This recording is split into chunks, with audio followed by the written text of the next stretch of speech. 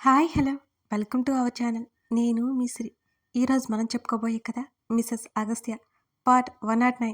కథలకు వెళ్ళే ముందు వీడియోని లైక్ చేసి హైప్ చేసి ఎంకరేజ్ చేయడం మర్చిపోకండి ఫ్రెండ్స్. ఇక వచ్చేయండి. లేకపోతే ఏంటి, ఇప్పుడు నేను ఎందుకు ఆఫీస్కి? ఆమె ఏడుపు మొహం వేయడం అతనికి తెలుస్తూనే ఉంది. వస్తున్న కోపాన్ని కష్టంగా అదుపు చేసుకున్నాడు. కుర్చీలో కూర్చుని ఎదురుగా ఉన్న కుర్చీలో ఆమెని కోలేశాడు అగస్త్య. కాస్త ముందుకు వంగి ఆమె చేతిని అందుకుని ఆమె ముఖంలోకి చూశాడు అతను. నీ ప్రాబ్లం ఏంటి అని అడిగాడు మృదువుగా. తెలిసే అడుగుతున్నావా నువ్వు? నేను అటు ఇటు వెళ్తే ఎవరు చూసుకుంటారు అవిని? అతని అర్థం లేని నిర్ణయానికి ఆమె కళ్ళల్లో నీళ్లు ఒక్కసారిగా చిప్పిల్ల. సెనోరిటా, అతను వారింపుగా పిలుస్తూ ఆమె చేతిని పట్టుకుని తన దగ్గర కూర్చోబెట్టుకున్నాడు. అతని వైపు తిరిగి కళ్ళు తుడుచుకుంది శ్రీధ. ఇలాగే ఉంటావు. ఇప్పుడు నువ్వే అంటావు నా లైఫ్లో అది మిస్ అయింది ఇది మిస్ అయింది అని. నేను నువ్వు ప్రూవ్ చేసుకోవాలి కదా అని అంటూ బొటన వేలితో నెమ్మదిగా ఆమె చెంప మీదున్న కన్నీటిని తుడిచాడు అగస్త్య. నేనేం అనుకోనలా. అయినా నన్ను ప్రూవ్ చేసుకోవడానికి ఏముంది? నేను నీ దగ్గర జాబ్ చేశాను, ఆ కెపాసిటీ నాకుంది. నా గ్రాడ్యుయేషన్ పూర్తయిపోయింది. ఇప్పుడు నేను హ్యాపీగా హౌస్ వైఫ్గా ఉంటున్నాను. నీ కోసం వంటలు నేర్చుకుని చేయడం నాకు ఇష్టం. నా పాపను చూసుకోవడం నాకు ఇష్టం. ఆమె కాస్త ఆవేశంగా చెప్పింది. నేను చెప్పేది అర్థం కావట్లేదా నీకు? అతను ఆమె తలని తన భుజం మీదకి వాల్చుకున్నాడు. నాకు అర్థమవుతోంది. నిజంగానే చెప్తున్నాను, నేనేం కోల్పోలేదు అని చెప్పాను. ఎప్పుడూ ఒకేలా ఉండదు సెనోరిటా. అప్పుడప్పుడు అనుకొని దెబ్బలు తగులుతాయి లైఫ్లో అని ఆమె వీపు మీద చేయి వేసి నిమురుతూ చెప్పాడు. మా డాడీ బెడ్ మీద ఉన్నలాంటి రోజు నా లైఫ్లో హార్డ్ డేస్ అంతకంటే ఉంటాయని నేను అనుకోవట్లేదు కూడా. ఒకవేళ ఏదైనా ఇబ్బంది వచ్చినా నేనేం పిరికిదాన్ని కాదు. ఇండిపెండెంట్గా కూడా ఉండగలను అని గట్టిగా చెప్పింది శ్రీధ. మేడ ఎక్కడి నుంచో ఎక్కడికో వెళ్ళిపోతోంది. తీసుకెళ్ళకు నువ్వు అని అన్నాడు అతను. నువ్వు చెప్తుంది నాకు అలాగే అనిపిస్తోంది తెలుసా. నాకు మిమ్మల్ని చూసుకోవడం ఇష్టం ఇష్టం ఇష్టం అని చెప్తుంటే అర్థం కాదా? ఆమె అరుస్తుంటే ఆమె నోటి మీద చెయ్యి అడ్డు పెట్టాడు అగస్త్య. ష్ అరవకు. అతని చేతిని కోపంగా తీసేసింది శ్రీధ. నేనేం ఒక మామూలు అమ్మాయిని కాదు. ఈ విషయం నువ్వు గుర్తుపెట్టుకో. నన్ను నేను చూసుకుంటాను. నాకు నేను సంపాదించుకుంటాను. అవసరమైతే నా కూతుర్ని నిన్ను కూడా నేను చూసుకుంటాను. ఆమె మాట్లాడుతూ ఉంటేనే నేనేం చెప్తున్నాను, నువ్వేం చెప్తున్నావు అని విసుగ్గా అడిగాడు అగస్త్య. నువ్విచ్చే స్వతంత్రం నేను ఆల్రెడీ తీసేసుకున్నాను అగస్త్య. నిజంగా చెప్తున్నాను, నేను ఏదీ మిస్ అవ్వట్లేదు. ఇలాగే ఉండి ఏదో కోల్పోతున్నానని నువ్వు అనుకోకు అంటూ అతని చెంప మీద చేయి వేసింది శ్రీధ. నీ ఇష్టమిక అని అన్నాడతను. చ, అనవసరంగా కన్నీళ్లు వేస్ట్ చేసుకున్నాను నేను. కళ్ళ కింద డార్క్ సర్కిల్స్ కూడా వస్తాయి ఏడిస్తే అని అంటూ కళ్ళు తుడుచుకుంది శ్రీధ. అతని పెదవుల మీద నవ్వొచ్చింది. ఎన్ని చెప్తున్నావు కదా, అవేని ఎవరు చూసుకుంటారో నువ్వు చెప్పలేదు అని అంటూ కళ్ళు ఎగరేసింది శ్రీధ. నానమ్మని ఇక్కడికి పిలిచి కేర్ టేకర్ని చూద్దామనుకున్నాను అని అతను అన్నాడు. తమరంత గొప్ప పని మాత్రం చేయగొద్దులండి. నా కూతురికి నేను పెడితేనే అది కడుపు నిండా తింటుంది. తిన్నదా లేదా అని నాకు తెలుస్తుంది. నేను స్నానం చేయిస్తేనే శుభ్రంగా ఉన్నట్టు నాకు అనిపిస్తుంది. దానితో ఆటలాడితేనే, గొడవ పడితేనే నాకు బాగుంటుంది. ఇంకోసారి ఇలాంటి ఐడియాలు ఇవ్వక నాకు అని అంటూ కోపంగా చూసింది శ్రీధ. I love you. అతని మాటలకి నిజంగానే షాక్ కొట్టినట్టు చూసింది శ్రీధ. ఆమె 100 సార్లు ఐ లవ్ యూ చెప్తే ఒక్కసారి కూడా చెప్పడు. ఇప్పుడేంటో అయ్యగారికి ఏ గాలి మళ్ళిందో అర్థం కాలేదు పాపం శ్రీధకి. ఆమె చేతిని ముద్దు పెట్టుకుని నువ్వు బెస్ట్ మదర్వి అని అన్నాడు. బెస్ట్ వైఫ్ కాదా? అతని కళ్ళల్లోకి చూసి ముఖం ముడుచుకుంది Shridha. More more more more more best అని అన్నాడు అగస్త్య. అడిగితే చెప్తున్నావు నువ్వు అంటూ మూతి తిప్పింది అరకగా. అతను నవ్వాడు. ఇష్టంగా హత్తుకున్నాడు. ఆమెకి క్లారిటీ లేదనిపించింది. కానీ తన మీద, తన కూతురి మీద బోల్డంత ప్రేమ నిజానికి ఫుల్ క్లారిటీతో ఉందని అతనికి అర్థమైంది. ఆమెను ఎత్తుకొని లోపలికి తీసుకొచ్చాడు అగస్త్య. సోఫాలో వాల్చి బాల్కనీ తలుపులు మూసివేశాడు. టీషర్ట్ తీసి ఆమె దగ్గరికి రాగానే సిగ్గుతో రెప్పలు వాలిపోగా పక్కకి తిరిగిపోయింది శ్రీధ. అతని బరువు మీదకి చేరింది. ఆమెకు ముద్దులు పెడుతూనే తన వైపు తిప్పుకున్నాడు. ఆమె పెదవులని అతని పెదవులు చేరేసరికి అవంతి సన్నగా ఏడుపు వినిపించింది. ఒక్క క్షణం ఉలిక్కిపడ్డారు ఇద్దరు. అతను గబుక్కున లేవగానే కళ్ళు మూసుకుని కూర్చుని ఏడుస్తోంది అవంతి. ఆ కూతుర్ని చూడగానే ఇక క్షణమైనా ఆలస్యం చేయకుండా దగ్గరకు నడిచాడు. అవి ఏమైందమ్మా? అతను ఎత్తుకుని అడుగుతున్నాడు. కళ్ళు తెరిచి తండ్రి వైపు చూసి ఏదో ధైర్యం వచ్చినట్టు తండ్రి భుజం మీద వాలిపోయింది అవంతి. నిద్రపోతున్న కూతురిని గుండెల మీద వేసుకుని వెనక్కి వాలాడు అగస్త్య. తండ్రి గుండెల మీద హాయిగా నిశ్చింతగా నిద్రపోతోంది అవంతి. నిద్రలో భయపడి ఉంటుందని అతనికి అర్థమైంది. కాసేపటి తర్వాత నెమ్మదిగా పక్కన చేర్చుకుని చుట్టూ చేతిని వేసి కూతురు వైపు చూశాడు. మరింత అమాయకంగా ముద్దుగా కనబడుతోంది. కూతురి నుదురిన ముద్దు పెట్టుకుని కళ్ళు మూసుకున్నాడు అగస్త్య. కూతురింటే చాలు ఇక పెళ్ళాం ఏం గుర్తుంటుంది? ముద్దుగా కసురుకొని అతని వైపొచ్చి హత్తుకొని పడుకుంది శ్రీత కూడా. అతని చేతిని వెనక్కి తీసుకెళ్లి ఆమె చుట్టూ చెయ్యి వేశాడు అగస్త్య. ఆ నిశ్శబ్దపు ప్రశాంతమైన నిశ్చింతగా ఉన్న ఆ రాత్రి ముగ్గురు హాయిగా నిద్రపోయారు. శ్రీత అల్లరి చేస్తుంది, కేవలం తన వాళ్ళ మధ్య. అలాగని ఏం తెలియంది కాదు. స్టార్టింగ్ మిస్ అవని వాళ్ళకి అర్థమయ్యే ఉంటుంది కదా. ఎన్నో స్ట్రగుల్స్ ఫేస్ చేసింది. మెచ్యూరిటీ ఉంది, ధైర్యం ఉంది. తన వాళ్ళ దగ్గర మాత్రం ఆమె చిన్నపిల్ల అయిపోవడం ఆమెకిష్టం. ఆమె క్యారెక్టర్ అలాగే డిజైన్ చేశాను. మ్యాక్సిమం అందరికీ ఇలా ఉండాలని ఉంటుంది కదా. సరే ఇక కథలోకి వెళ్దాం.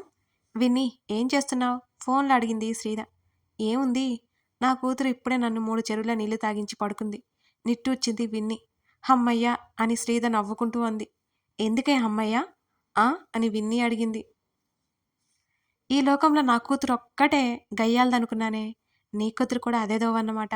హమ్మయ్య, పర్లేదులే, నువ్వు కూడా చుక్కలు చూస్తున్నావు అని శ్రీద అంది. శాడిస్ట్ దానా అని అంది వినీల. శ్రీద గట్టిగా నవ్వింది. రాత్రి కదా మాట్లాడావు, ఈలోపు కాల్ చేశావేంటి అని అడిగింది విన్ని.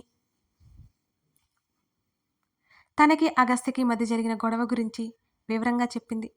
ఇద్దరివి కరెక్ట్గానే ఉంది శ్రీ అని అంది విన్ని. అవును, కానీ నా రావణ్ నా నుంచి ఇంకా ఏదో ఎక్స్పెక్ట్ చేస్తున్నాడే అని శ్రీద చెప్పింది. అయినా చక్కగా ఆఫీస్కి పోవచ్చు కదా, నీకు అలవాటే కదే సలహా పడేసింది విన్ని. నీ మొహమే నీ మొహం. నన్ను తీసుకెళ్ళి ఏదో చేయమనట్లేదు అయ్యగారు.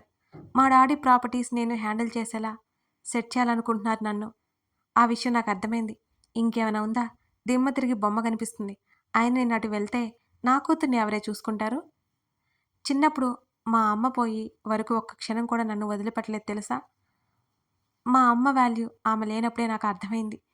ఈ చిన్న వయసులోనే దాని దారిలో దాన్ని వదిలేసిపోతే ఏం బాగుంటుంది? ఒకవేళ తప్పనిసరి పరిస్థితులైతే అనుకోవచ్చు, కానీ నాకు ఆ నీడ్ లేదు కదా అని శ్రీధ అంది.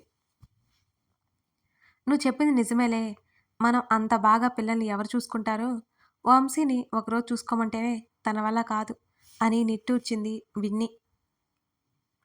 ఓ చిన్న కరెక్షన్. మా డాడీ నన్ను కాలు కింద పెట్టనివ్వకుండా చూసుకున్నారు. మా మమ్మీ లేని లోటు కూడా తీర్చారు. అలా చూసుకునే తండ్రులు కూడా ఉంటారు అని శ్రీధ అంది. నిజమేలే, ఇప్పుడు నా క్లాస్ పీకడానికి కారణం ఏంటో తెలుసుకోవచ్చా అని విన్ని అడిగింది. నాకు ఐడియా వచ్చింది విన్ని అని ఉత్సాహంగా చెప్పింది శ్రీధ. ఇంకా ఆలస్యం ఎందుకో, ఏంటో చెప్పి తగలేడు అని విన్ని అంది. మనం ఫుడ్ బిజినెస్ స్టార్ట్ చేద్దాం. శ్రీధ మాటలకి విన్ని ఉలిక్కిపడింది ఒక్కసారిగా. శ్రీ, నీ బ్రెయిన్ బాగానే ఉందా? నా బ్రెయిన్కేమే శుభ్రంగా ఉంది. ముందు నేను చెప్పేది విను విసుక్కుంది శ్రీధ. ఫుడ్ బిజినెస్ అంటే మాటలు కాదు శ్రీ.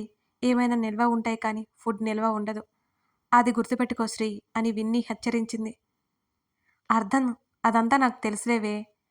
నా ఐడియా వింటావా లేదా? సరే, ఏంటో చెప్పు. విను. ఇప్పుడు మనం హోమ్ ఫుడ్ బిజినెస్ స్టార్ట్ చేస్తామన్నమాట అని శ్రీధ చెబుతుంటే, ఇప్పుడా? ఇంత తొందర ఏంటే నీకు?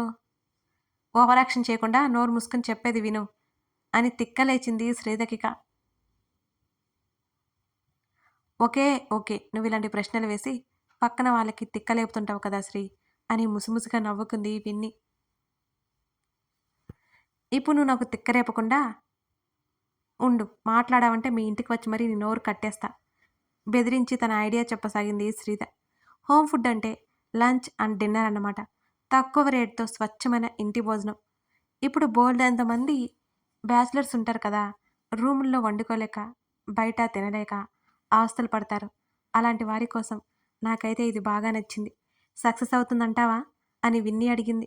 ఇప్పుడు కాకపోయినా రేపైనా సక్సెస్ అవుతుంది. ఇందులో మనం చేయాల్సింది ఏం లేదు. వర్కర్స్ ఉంటారు. మెయింటైన్ చేయడం మాత్రం. అంతే. సింపుల్ అని శ్రీద అంది. బావుంది కానీ నేనేం చేయాలంటావు? అని విన్నీ అడిగింది. చెప్తా తొందరపడకు. ఇది నా ఐడియా. ఇంకా ఎవరికీ చెప్పలేదులే. నీకు నచ్చితే మనం ప్రొసీడ్ అవుదాం. మా రావణ్‌కి చెప్పకుండా స్టార్ట్ చేసినా ఎలాగోలా కనిపెట్టేస్తాడు. అందుకే బుద్ధిగా చెప్పి, తన ఏమైనా ఐడియాస్ ఇస్తే తీసుకుంటాం. ఆ తర్వాత ప్రాసెస్ చూద్దాం. మనకి మార్కెటింగ్ అవసరం అని శ్రీద అంది. అవుతుందంటావా? విన్నీ కంగారు పడింది. అవుతుంది. నువ్వు ఇప్పుడే భయపడకు. మనమేదైనా చేయగలం. నిదానంగా అన్నీ తెలుసుకొని మన ప్లాన్‌ని ఇంప్లిమెంట్ చేద్దాం. ఏమంటావు? అని అంది శ్రీద. సరే. నాకు కూడా ఏ పని లేక విసుగ్గా ఉంటుందిలే అప్పుడప్పుడు అని విన్నీ కూడా ఓకే చెప్పింది. మన టాలెంట్ ఏంటో చూపిద్దాం. మీ ఆయన పర్మిషన్ తీసుకో అని అంది శ్రీద. వంశీ సపోర్ట్ నాకెప్పుడూ ఉంటుంది శ్రీ. డోంట్ వర్రీ అని విన్నీ అభయమిచ్చింది. గుడ్. ఇవాళ మా వాళ్ళతో డిస్కస్ చేశాను. మన పిల్లల్ని చూసుకుంటూ మన పని మనం చూసుకోవచ్చు అని ఉత్సాహంగా చెప్పింది శ్రీద. సరే డన్. విన్నీలో కూడా కొత్త ఉత్సాహం వచ్చింది. కాల్ కట్ చేశాక నోట్ ప్యాడ్, పెన్ పెట్టుకుని తను స్టడీ చేసినవన్నీ నోట్ చేసుకోసాగింది. సాయంత్రం అయింది. అప్పటి వరకు బాగానే ఉంది కానీ వర్కౌట్ అవుతుందా లేదా అనే సందేహం వచ్చింది కాసేపటికి. అవంతిని ఆడిస్తూ బుక్ షెల్ఫ్ సర్దడం మొదలుపెట్టింది. అగస్త్య బుక్స్ చదివే అలవాటు ఉండడంతో చాలానే ఉన్నాయి. నీ ఓపికకి నమస్కారంరా బాబు! ఎన్ని బుక్స్ అసలు? అనుకుంటూనే సర్దుతోంది శ్రీద.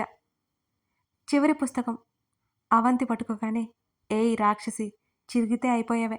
నీ బాబు నన్ను పాతేస్తాడే అంటూ టక్కున లాక్కుని జాగ్రత్తగా పైన పెట్టింది శ్రీద. శ్రీద అలా లాక్కోగానే ఏడుపు మొహం పెట్టి రాగం అందుకుంది అవంతి. అబ్బా!